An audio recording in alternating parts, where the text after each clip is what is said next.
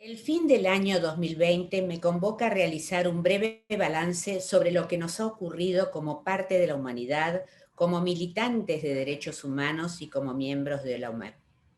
Para las generaciones contemporáneas, la experiencia de la pandemia de COVID-19 ha sido y sigue siendo un hecho inédito y casi increíble. La humanidad tenía cierta ilusión de control de sus múltiples padecimientos, en tanto que estos se desarrollaban a nivel local o regional y en países poco mediáticos. Sin embargo, la pandemia nos afectó frontalmente, definiendo el contenido y el sentido de todas nuestras acciones y preocupaciones, y lo sigue haciendo, dado que aún no sabemos cómo se podrá terminar definitivamente con este flagelo. Hemos vivido un año crítico que ha marcado a la humanidad de muchas maneras. Además de los casi 73 millones de casos confirmados a mediados de diciembre y de las cuantiosas pérdidas humanas, la pandemia ha tenido efectos devastadores sobre las economías de los países, el empleo, los ingresos, la salud pública,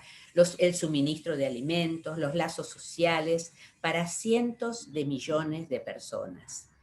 Hemos retrocedido en el logro de los objetivos de desarrollo sostenible y con ello en el alivio de la pobreza, las desigualdades, la degradación medioambiental, la situación de las mujeres y las niñas y por supuesto en el bienestar y el desarrollo de nuestras primeras infancias.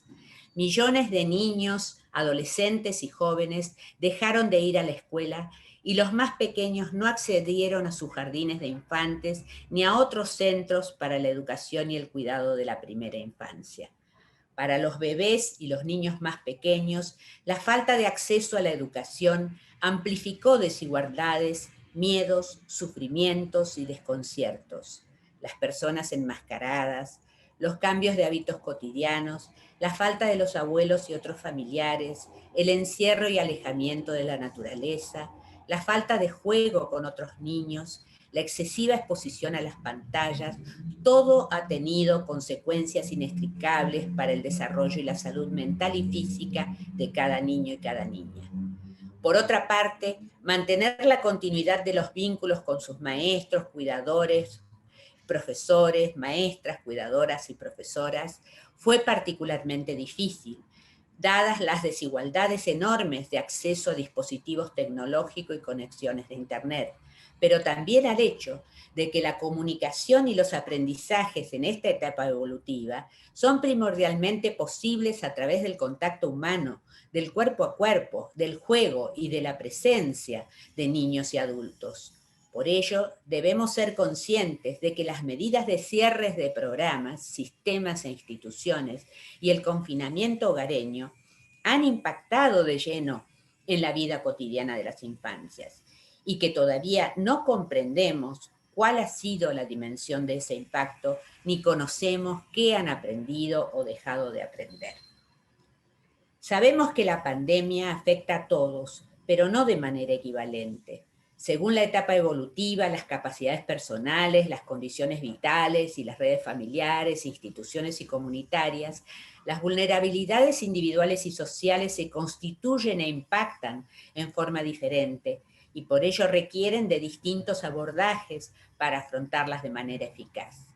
La falta de visibilidad social y política de la ciudadanía de la primera infancia ha sido un gran desafío para el bienestar y el desarrollo de los niños y para el trabajo de todos y todas las que estamos comprometidas con su protección y su felicidad. Resulta perentorio redoblar los esfuerzos por crear una nueva realidad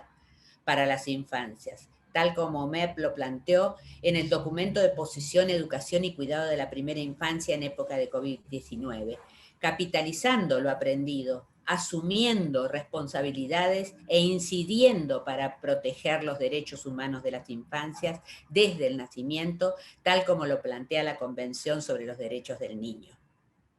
Con motivo del 72 aniversario del Día de los Derechos Humanos, la alta comisionada de Derechos Humanos, Michelle Bachelet, afirmó que existe una vacuna para el hambre, la pobreza, la desigualdad y para muchos de los otros males que enfrenta la humanidad.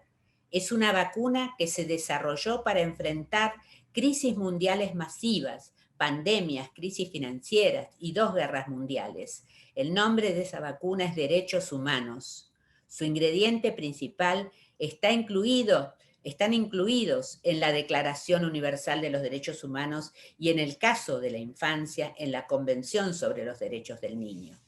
En este año 2020 ha quedado evidenciado de una manera insoslayable que la realidad de las infancias nos plantea la necesidad de intensificar nuestro trabajo para visibilizar y hacer posibles todos sus derechos, sabiendo que la educación es una herramienta central para lograr esta meta sin dejar a nadie atrás. Para finalizar, recupero las palabras de Paulo Freire en el convencimiento de que esta lucha es una práctica basada en el amor desinteresado por la vida y por las infancias y el respeto absoluto por los derechos humanos. Por ello, en OMEP asumimos éticamente nuestra responsabilidad frente a los nuevos, fortaleciendo en cada uno de nosotros la necesaria esperanza y la apuesta por un mundo justo para todos los niños y niñas desde su nacimiento.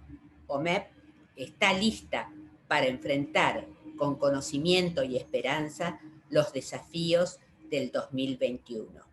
Muchas gracias.